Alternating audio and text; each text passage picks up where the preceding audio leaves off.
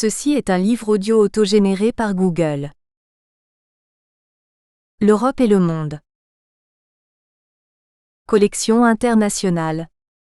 Dirigée par Denis Rolland avec Joël Chassin, Françoise Dekowski et Marc Ledor. Cette collection a pour vocation de présenter les études les plus récentes sur les institutions, les politiques publiques et les forces politiques et culturelles à l'œuvre aujourd'hui. Au croisement des disciplines juridiques, des sciences politiques, des relations internationales, de l'histoire et de l'anthropologie, elle se propose, dans une perspective pluridisciplinaire, d'éclairer les enjeux de la scène mondiale et européenne. Série générale, dernière parution. FIVO OIKONOMIDIS, le jeu mondial dans les Balkans. Les relations gréco-yougoslaves de la Seconde Guerre mondiale à la guerre froide, 2011. Lucie PAYEMOISSINAC, Pierre ALLORANT, Walter Badier, Voyage en Amérique, 2011. Jean-Marc Antoine et Johan Milian dire La ressource montagne, entre potentialité et contrainte, 2011. Carlos Pacheco Amaral, édition Autonomie régionale et relations internationales, nouvelle dimension de la gouvernance multilatérale, 2011. Denis Rolland, coord Construire l'Europe, la démocratie et la société civile de la Russie aux Balkans. Les écoles d'études politiques du Conseil de l'Europe. Entretien 2011.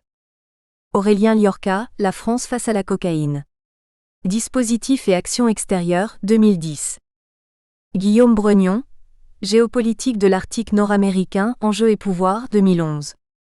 Maria Isabelle Barreno, Un imaginaire européen, 2010. Denis Rolland, La crise du modèle français, 2010.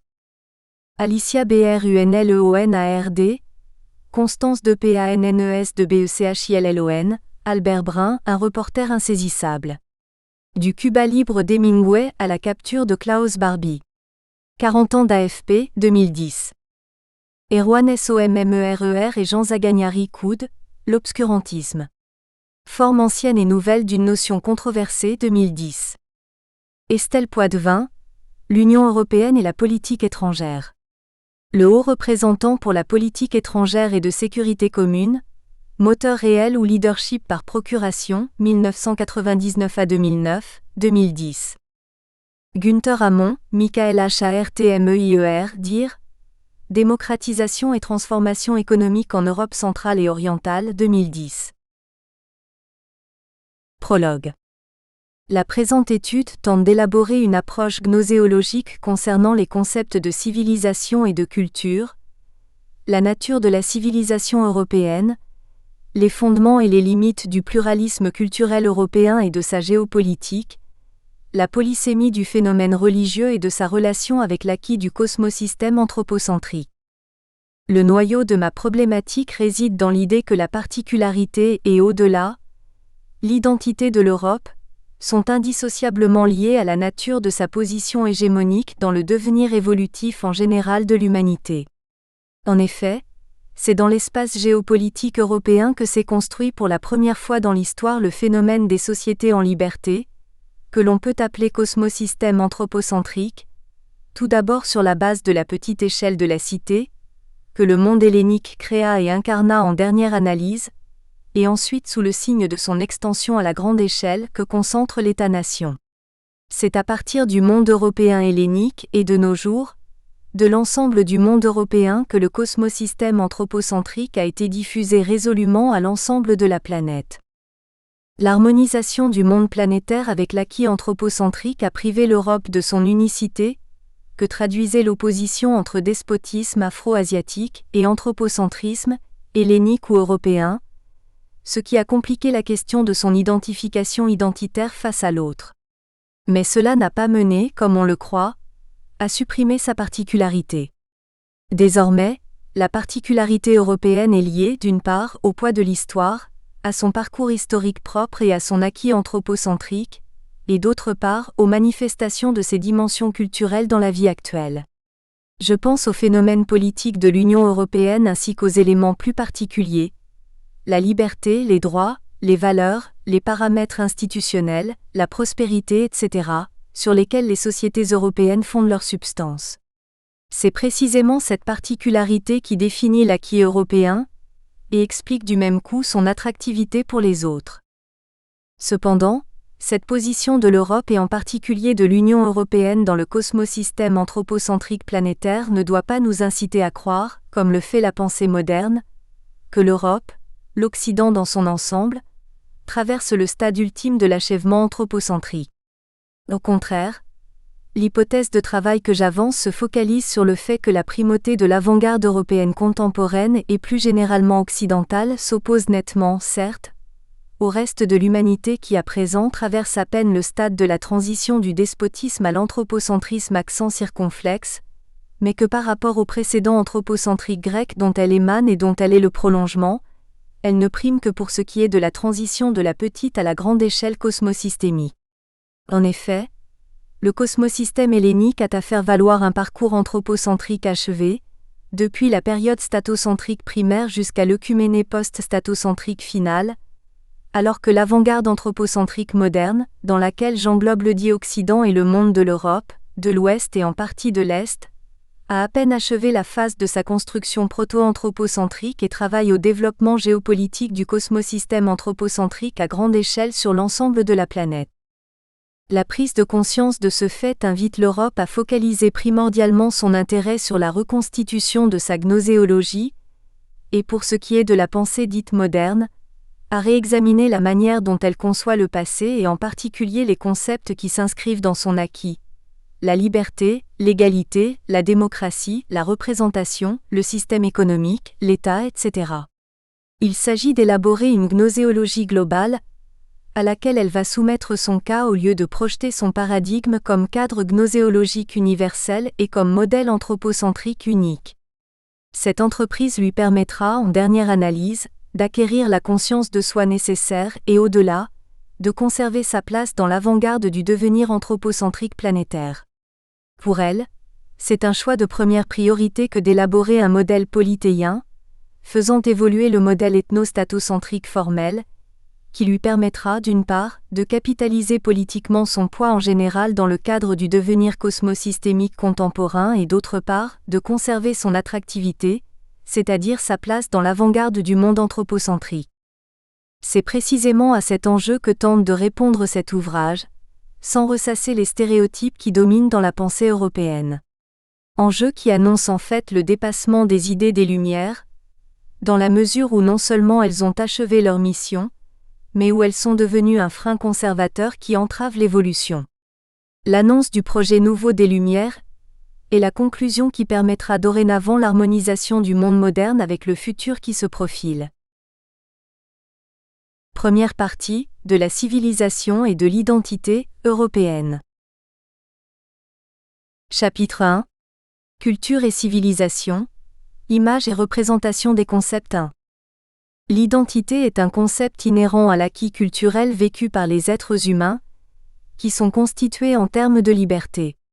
Cela signifie que l'approche du phénomène identitaire, en l'occurrence de l'identité européenne, exige que l'on définisse le concept de culture et au-delà, celui de civilisation, ainsi que la relation qu'ils entretiennent l'un avec l'autre. Nous approchons ici ces concepts sous l'angle de la gnoséologie cosmosystémique de. La civilisation est conçue comme l'ensemble des données pragmatologiques qui composent le type d'une société, selon la phase que traverse le cosmosystème dans lequel elle s'intègre. Dans ce cadre, la culture traduit le degré d'osmose de la société avec la civilisation cosmosystémique concernée, qui se cristallise dans les mentalités, les comportements, les valeurs, bref, les conceptions et le mode de vie. L'unification cosmosystémique de l'humanité fait qu'aujourd'hui, les confrontations identitaires ont lieu sur la base des diverses représentations culturelles d'une seule civilisation, la civilisation anthropocentrique, et non sur celle de cosmosystèmes différents. La culture, la civilisation et les limites gnoséologiques de la modernité. Le concept de culture a fait l'objet de jugements nombreux et variés, selon lesquels tantôt il recoupe le concept de civilisation ou est confronté avec lui, tantôt il est envisagé comme son synonyme. Ces deux concepts apparaissent presque simultanément dans le monde moderne, et plus concrètement à la phase du passage du despotisme à l'anthropocentrisme 3, au sein des enclaves sociales qui avaient déjà été constituées en termes de liberté vers le milieu du XVIIIe siècle. Ce n'est donc pas un hasard qu'au départ, le concept de culture, consécutivement à la notion de civilisation, a été appelé à traduire le développement intellectuel de l'homme, l'éducation, la poursuite de valeurs supérieures, mais aussi l'adoption de modes de vie séant à la société de la civitale-cité. À présent, culture et civilisation sont liées à la sortie de l'homme de la barbarie. 4. Le passé despotique du monde occidental européen avec lequel l'homme nouveau, civilisé venait en pleine opposition a fourni le point de comparaison. La rencontre de l'homme nouveau, d'une part avec la connaissance scientifique et les formidables réussites du nouveau cosmosystème, le cosmosystème anthropocentrique, et d'autre part avec l'ancien régime en décomposition et les sociétés primitives apportées par les grandes découvertes, devait lui donner une évidente confiance en soi et par extension, le persuader que le concept de culture était une tautologie de celui de civilisation 5. L'homme fut ensuite appelé à se libérer des servitudes de la nature, construisant les conditions d'un environnement qui aurait pour axe de référence la coexistence civilisée, sur la base de la liberté et de la prospérité. Ces conditions concernent avant tout les bases matérielles de la civilisation 6. Mais elles concernent tout autant la formation de modes de comportement, d'habitudes et de valeurs 7, qui mettront l'homme en harmonie avec la nouvelle situation. L'homme devait dans ce cadre, se débarrasser des préjugés et des dogmes hérités du Moyen Âge, de l'état primitif ou du despotisme. Cette approche du concept de culture comme synonyme d'une certaine conception de la civilisation devait inévitablement alimenter l'idée d'une supériorité unique du nouveau facteur hégémonique émerge du monde, et dans le même temps, une périodisation linéaire des étapes de la civilisation. Edward Burnett Taylor distingue 3 périodes majeures dans l'évolution de l'homme social: la sauvagerie, la barbarie et la civilisation 8. Mais de la sorte, la culture, tout comme la civilisation, cesse de définir une phase concrète de la situation humaine pour traduire de manière univoque son statut évolutif le plus élevé. Le processus de civilisation, la division des peuples en fonction de leur envergure culturelle, c'est-à-dire en supérieur et inférieur culturellement, seront identifiés à la consécration de lois, à la maîtrise de la violence et enfin à l'apparition de l'État moderne neuf qui se réserve le monopole de la violence légitime, Max Weber. Le choc des totalitarismes de l'entre-deux-guerres va conduire à une relativisation de la conception de la civilisation et de la culture, et permettre la rencontre de l'homme occidental avec d'autres civilisations et la reconnaissance à celles-ci d'éléments de progrès. Malgré tous les efforts qui seront accomplis dès lors pour la cristallisation du concept de culture et une délimitation de son champ par rapport à la civilisation, il ne sera pas possible en réalité d'aboutir à un accord sur leur objet, ni même sur leur incontestable distinction.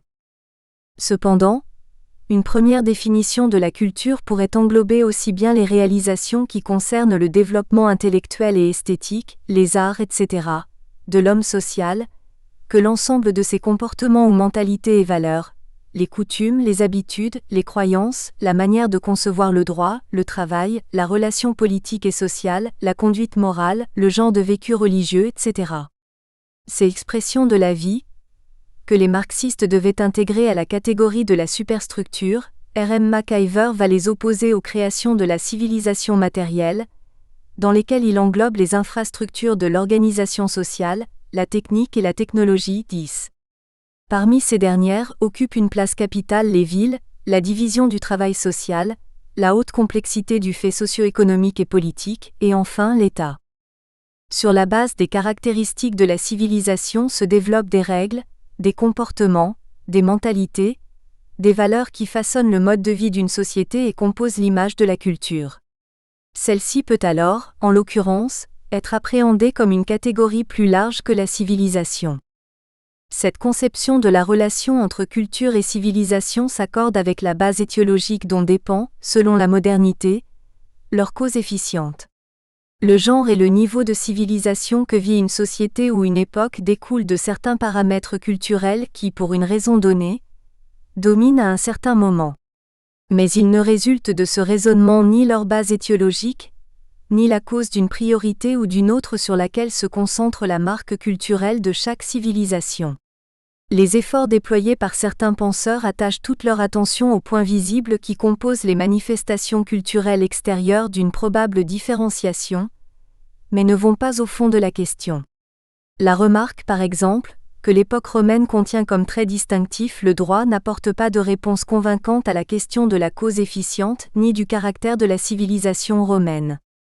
Elle ne soulève pas de manière essentielle la question de savoir s'il s'agit d'une civilisation différente, ou simplement d'une manifestation particulière d'une autre civilisation, comme la civilisation hellénique.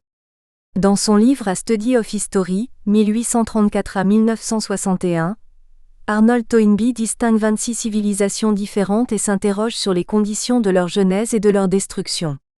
Oswald Spengler 11 soutient des hypothèses similaires, distinguant 8 civilisations que caractérisent leur maturité mais aussi une vie historique concrète.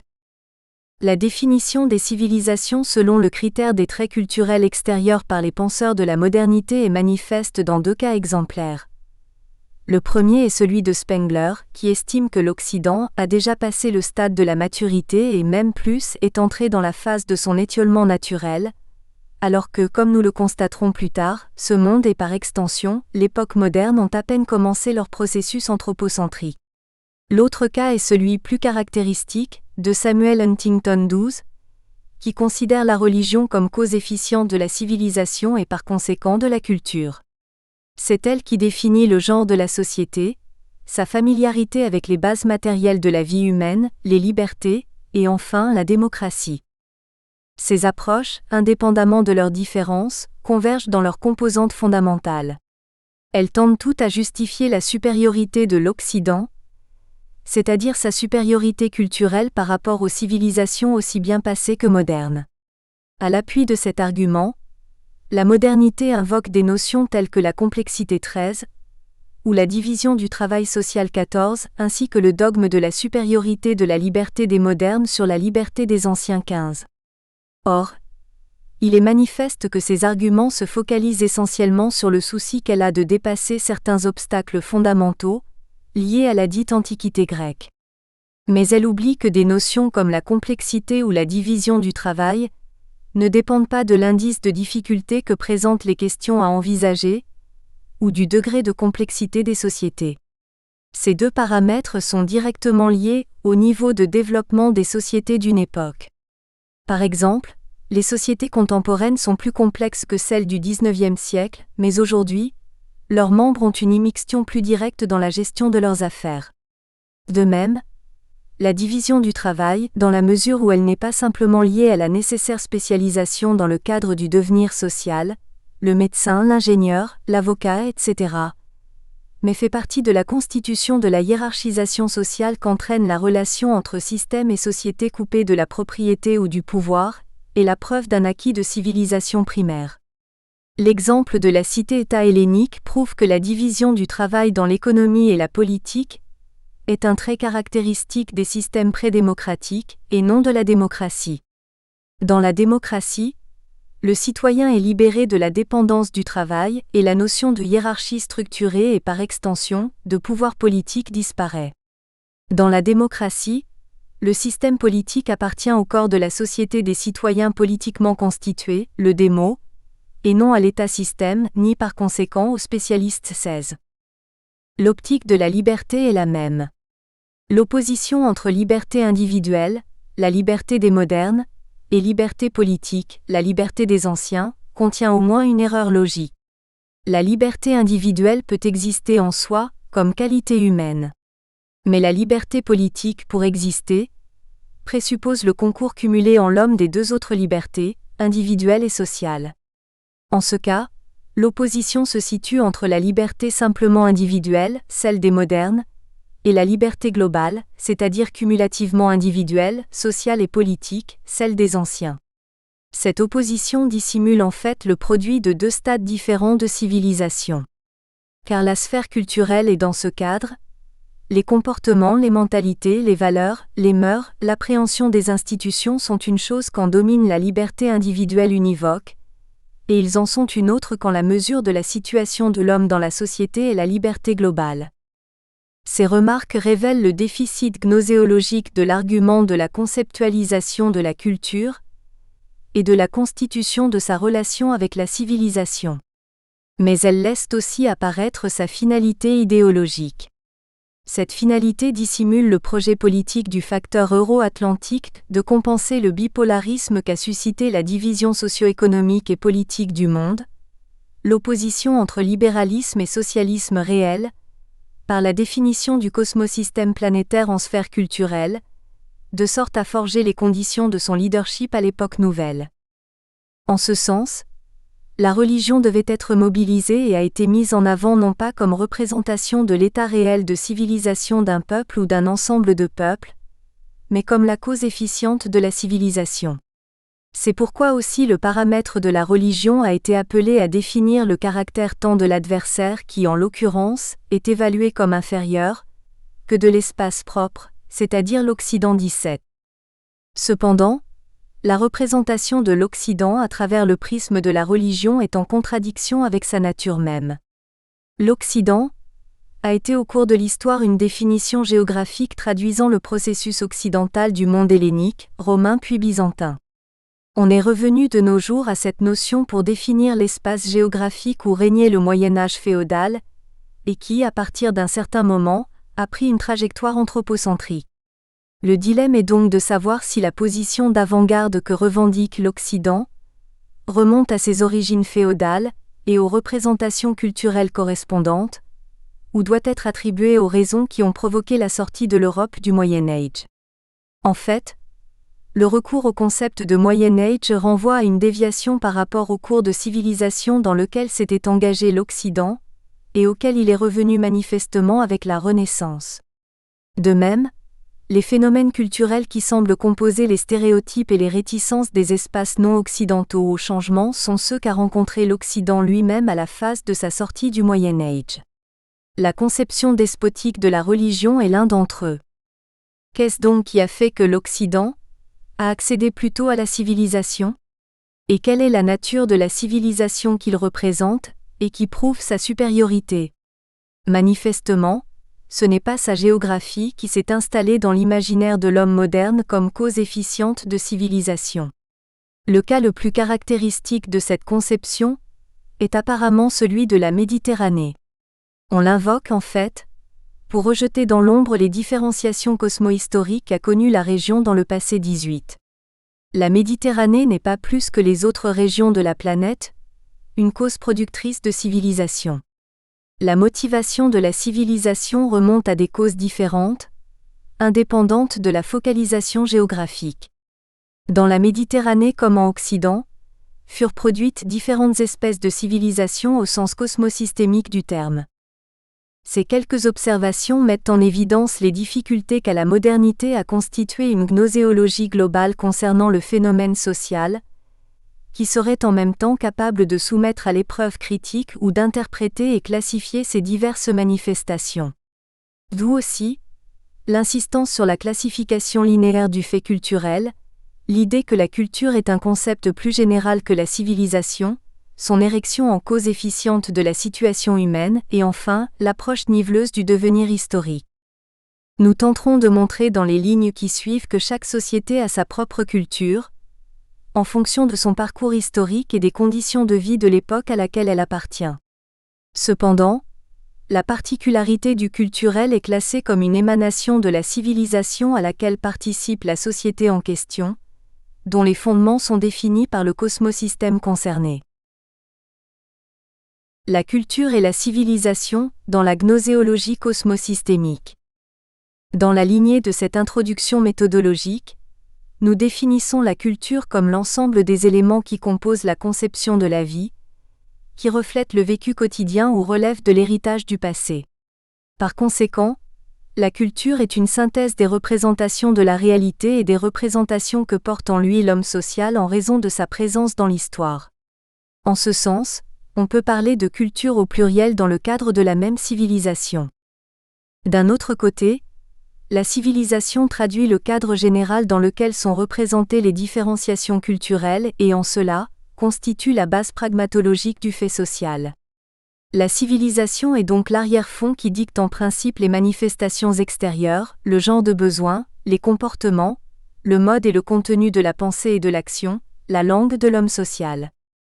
Du point de vue systématique, nous distinguons deux types généraux de civilisation, qui correspondent aux deux grandes catégories archétypes de société, despotique et anthropocentrique 19. La catégorie despotique concerne les sociétés qui ont été constituées sur le mode du cosmosystème despotique, c'est-à-dire avec pour projet la propriété du despote à la fois sur le système et sur ses membres. La civilisation despotique est fondamentalement rurale, est liée à des logiques, des mentalités et des comportements ou des valeurs d'autosuffisance. Les représentations de la vie relèvent de la relation de l'homme-sujet avec le despote. L'individu ne dispose pas d'identité propre et sa différenciation par rapport à l'autre passe par l'appartenance au même despote ou à un autre. Le cosmosystème despotique et par extension, la civilisation despotique entre dans la typologie du despotisme privé, cas de l'Europe occidentale médiévale, et du despotisme étatique, cas du despotisme afro-asiatique et en un certain sens, de l'absolutisme européen, qui produit des effets culturels pluriels et plus complexes. La civilisation anthropocentrique concerne les sociétés qui tirent leur substance de la liberté de leurs membres. En ce cas, les représentations de la vie se focalisent sur des questions connexes à l'expérience vécue de la liberté ou de ses illustrations plus générales. La civilisation anthropocentrique, tout comme la civilisation despotique, entre dans une typologie en fonction du développement ou des phases d'évolution du cosmosystème anthropocentrique. Nous distinguons deux grandes périodes, celle du cosmosystème hellénique et celle du cosmosystème ethnocentrique ou moderne. La première a eu pour base la petite échelle de la cité. La seconde a pour base la grande échelle de la nation-État. D'un autre point de vue, la civilisation anthropocentrique est évaluée en fonction de son achèvement interne, qui va de pair avec l'espace de la réalisation de la liberté et son produit cumulé, la liberté individuelle ou à la fois sociale et politique.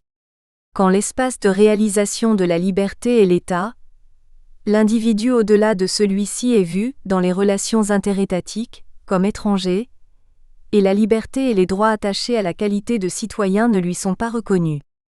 À l'époque du statocentrisme, pour ce qui est des relations interétatiques, la politique est conçue comme une relation de force. Et cela parce que ces relations s'intègrent au cadre d'un ordre, non d'un système vain. La phase de l'œcuméné établit une époque post-statocentrique, au cours de laquelle le monde continue à vivre la société fondamentale de l'État. Mais les relations entre États s'inscrivent dans le contexte d'une formation étatique supérieure qui fonctionne harmonieusement dans l'ensemble.